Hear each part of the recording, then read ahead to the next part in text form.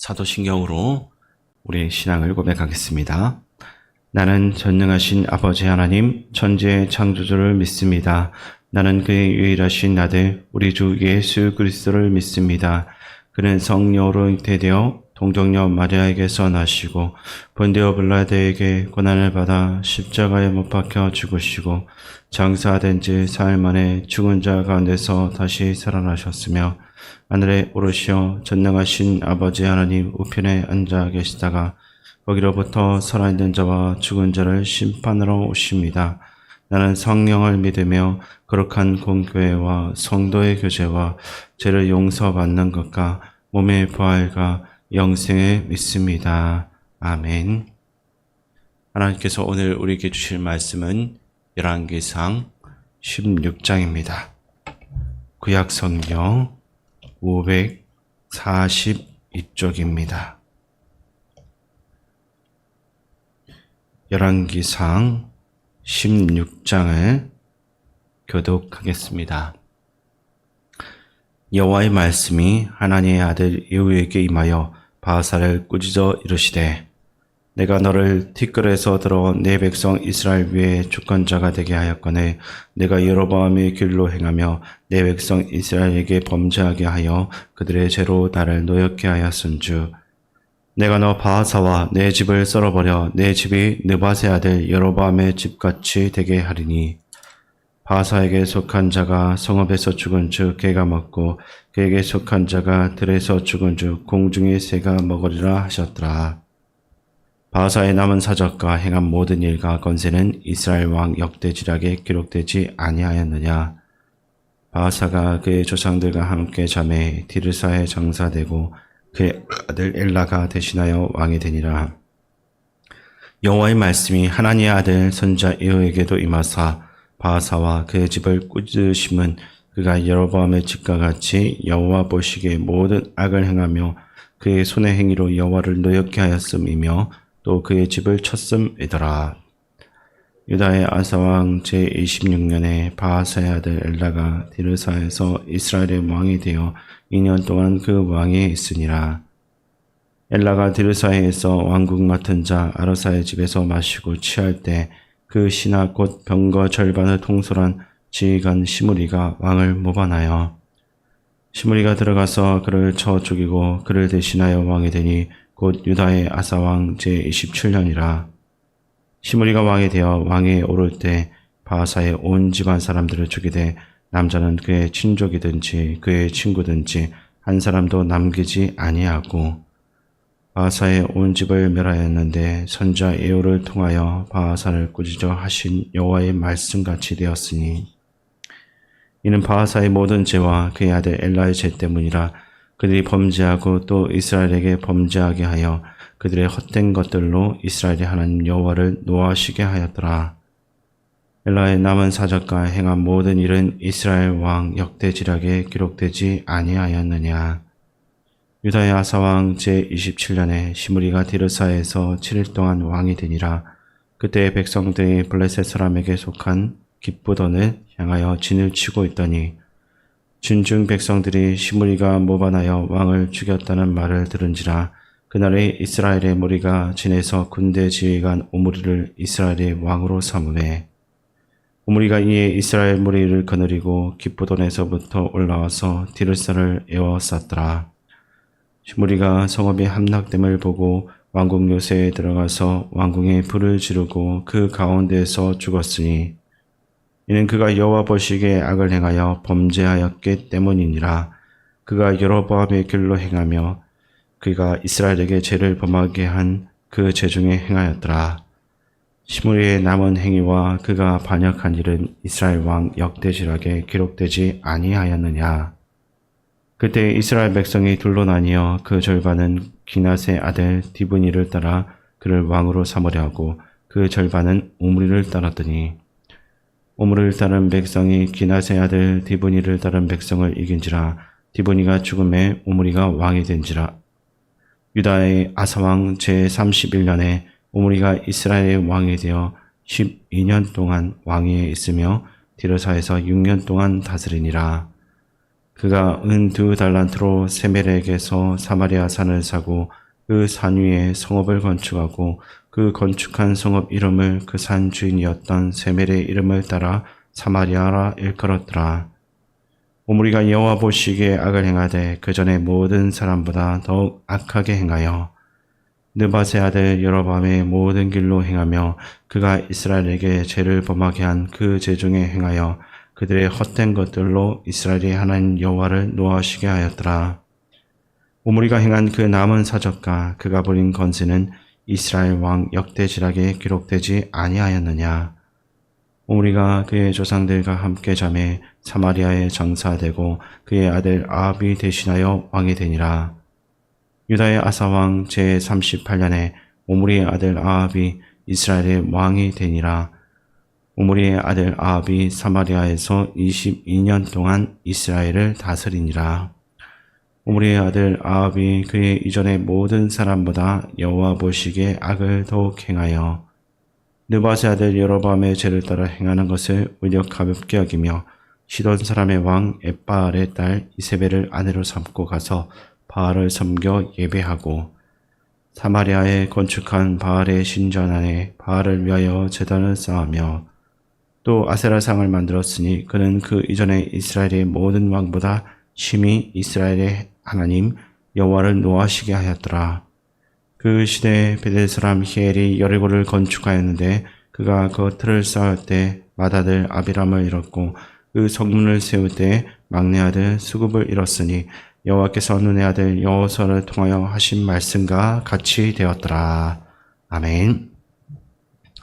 열왕기상 16장은 북이스라엘 왕 바하사가 또한 그의 아들 엘라가 어떻게 멸망하게 되었는지를 기록하고 있습니다. 오늘 본문은 단순히 한 왕자의 흥망성쇠를 서술하는 역사책의 일부가 아니라 하나님께서 그분의 뜻을 따르지 않는 자들에게 어떤 결과를 나타내는지 분명하게 가르쳐주는 영적 교훈을 담고 있는 것입니다. 북이스라엘에서 왕조가 교체되는 과정을 자세히 살펴보면 일정한 공통점이 반복해서 드러나는 것을 볼 수 있습니다. 그것은 바로 하나님의 말씀을 떠난 결과가 반드시 심판과 몰락으로 이어진다라는 사실입니다. 역사가 반복될 때마다 왕들은 하나같이 권력의 유지와 자기 이름을 높이는 일에만 몰두했고 하나님을 경외하며 백성을 유의롭게 다스리는 본질적인 책임은 철저하게 외면했습니다. 그러나 성경은 단순히 인간의 그 왕들만의 실패만을 기록한 것이 아닙니다. 하나님은 역사의 배후에서 모든 것을 주관하시며 왕조의 흥망성쇠를 통해서 궁극적으로 하나님의 뜻을 이루어 가시는 것입니다. 세상의 권력은 잠시 반짝이다가 사라지는 덧없는 것이지만 하나님의 말씀과 그분의 뜻은 결코 흔들리지 않습니다. 그러므로 말씀은 오늘도 우리에게 역사의 진정한 주인은 오직 하나님 한 분이다라는 것을 증거하는 것입니다. 본문 1절에서 3절 말씀을 제가 읽어드리겠습니다. 여호와의 말씀이 하나니의 아들 예후에게 임하여 바하사를 꾸짖어 이르시되 내가 너를 티끌에서 들어 내 백성 이스라엘 위에 주권자가 되게 하였거늘 내가 여로보암의 길로 행하며 내 백성 이스라엘에게 범죄하게 하여 그들의 죄로 나를 노엽게 하였은즉 내가 더 바하사와 내 집을 썰어버려 내 집이 느밧의 아들 여로보암의 집같이 되게 하리니. 아멘. 본문 2절을 보면 하나님께서 바하사에게 내가 너를 티끌에서 들어 이스라엘의 주권자가 되게 했다라고 나오고 있습니다. 즉 바하사라는 이 별 볼 일 없는 사람을 이스라엘의 왕으로 세우신 분은 하나님이셨던 것입니다. 겉으로 보기에는 바하사가 군사 반란에 성공해서 스스로 왕이 된 것 같지만 성경은 이것이 하나님의 허락 가운데 이루어진 일이다라는 것을 밝히고 있습니다. 여기서 티끌에서 들어 주권자가 되게 하셨다. 이 표현은 미천한 신분에 있던 바하사를 하나님께서 들어 올리셔서 왕의 자리에 앉히셨다는 것입니다. 이처럼 하나님의 일하심은 그분만이 가지고 있는 그 주권에서 비롯됩니다.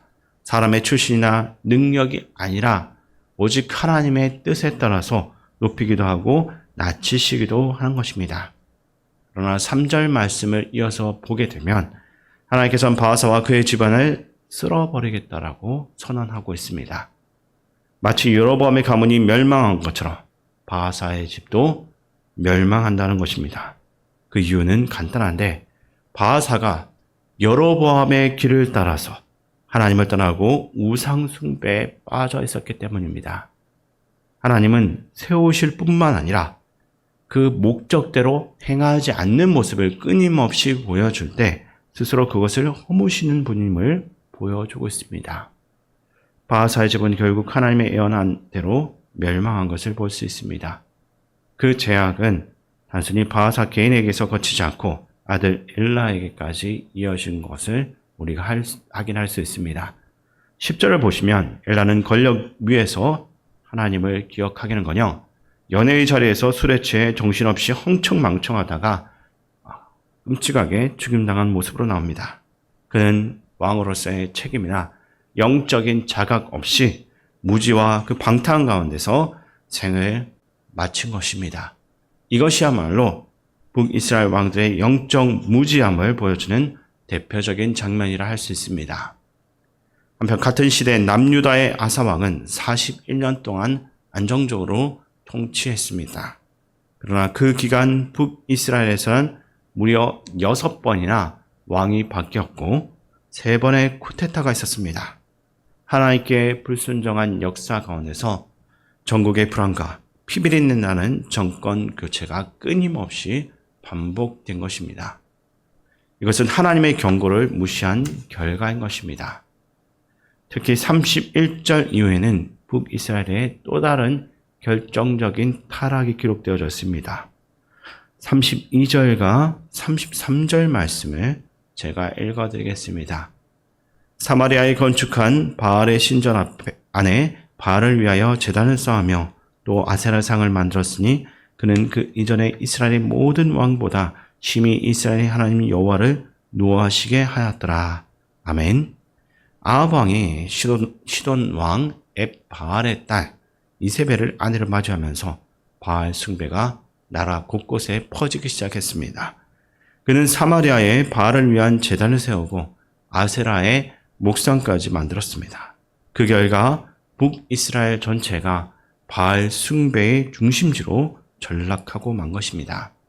그리고 34절에는 당시의 시대 상황을 상징적으로 보여주는 사건이 나오고 있습니다. 그 말씀을 제가 읽어드리겠습니다.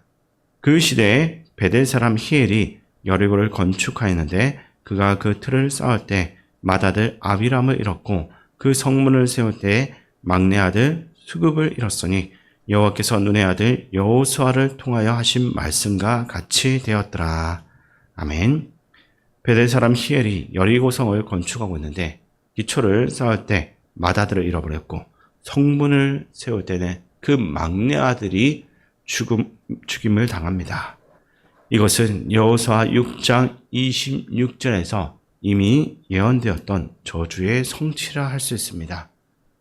무려 500년 전, 수백 년 전의 그 말씀조차 사람들이 두려워하지 않고 무시했다라는 사실은 당시 이스라엘 사람들이 말씀에 대한 두려움과 경외심을 완전히 잃어버렸다라는 것을 보여주고 있습니다.